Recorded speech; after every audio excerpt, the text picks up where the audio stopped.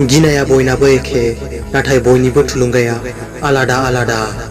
सोरबा गिनानै फावसायलांबाय सोरबा जेननानै फावसायलांबाय गासिबो बारहुंखाया खैफोद लाबोनो थाखाय बारा माब्लाबा बे नोंनि दावबायनाय लामानि दाखोर दालाखौ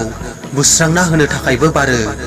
जुदि आंनि बरादाव दं आं देरहागोन बिदि बुंग्रा मानसि आरो बरादखौ नेनानै जिरायग्रा मानसिनि बरादा माब्लाबाबो सोलाया जाय गोलोमदैजों दुगैयो बियो जारिमिनखौनो सोलायो गावनि बेस्ट भार्जन जा रावनिबो कपि दा खालाम आरे मोजांसो मुलुगा नोंनि हेंथायै गसंदों अब्लासो नों जुजिनो थाखाय थुलुंगा मोनगोन खालि सोलेराल' थैयो मुङा थैया बेनिखायनो गावनि मुं बानायनायाव फकास खालाम दिनै नङा गाबोनथ' सिमांखौ मोनथारगोन नों खालि जुजिल' देरहा नों देरहासार जा मानोना नों जेननो रोङा सिमांखौ बै सुबुङासो मोनो जाय सुबुङा देरहानायजों अख्रायै जुजियो गावनि बोदोर बावलि थुलुंगायाव फोथायनाय लाखि सानसे बियो नोंखौ जोबोर सिगाङाव लानानै थांगोन जाफुंसार जानो थाखाय गावनि खामानिखौ मोजां मोननो सोलों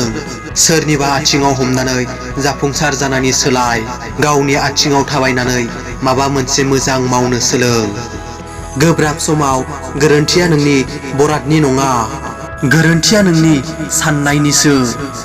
जेरै नों सानगोन जेरै नों लुबैगोन बिदिनो जागोन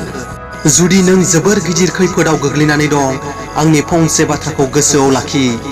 अख्रांनि हाथरखिखौ खोमसि गैयाब्ला समायना नुवा जेरै अरा एसेल' बारजोंनो गोमोरना थानाय अरखिनिफ्राय जोंखाङो बिदिनो नोंनि इसेल' गोहोजोंनो नोंनि सिमाङा समायखांगोन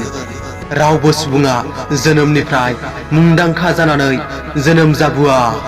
बे गावनि रोंगौथि आरो मावनायजोंसो मुंदांखा जायो